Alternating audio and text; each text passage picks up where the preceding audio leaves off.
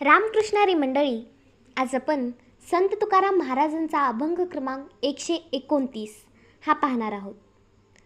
संत तुकाराम महाराज या अभंगातून माणसाच्या दांभिकपणा, खोटेपणा आणि बाह्य दिखाऊपणावर कठोर प्रहार करतात.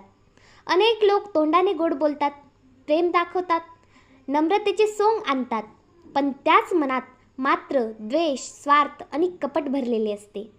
अशा लोकांपासून सावध राहण्याचा संदेश या अभंगातून दिला आहे. तुकाराम महाराज सांगतात की खरे प्रेम हे मनातून असते.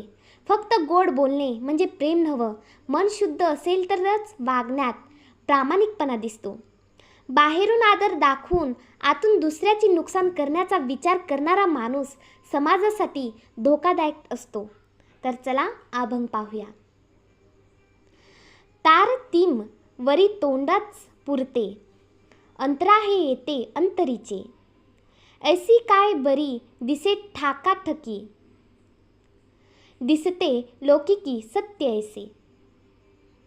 भोजनात द्यावे विष कालुनी, मोह चाळवणी मारावया.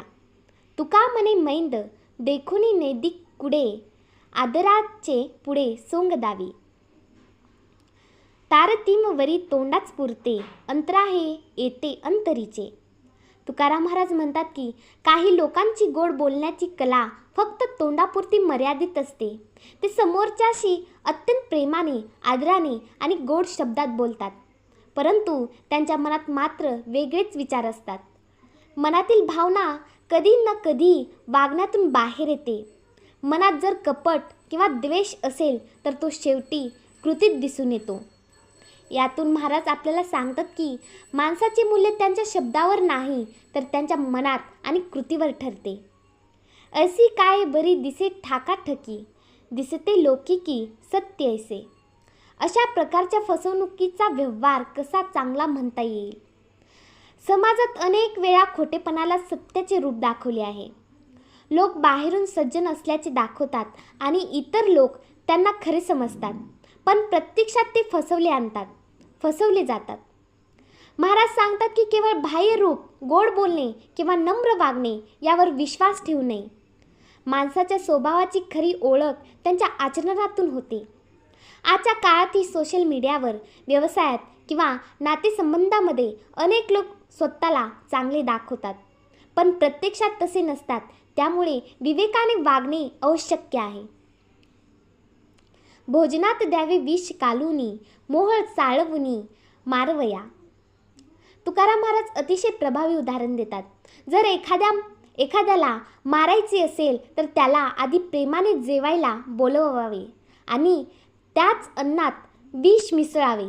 अशी कपटी वृत्ती काही लोकांची असते. अर्थ घेण्यापेक्षा त्यामागील संदेश महत्त्वाचा आहे.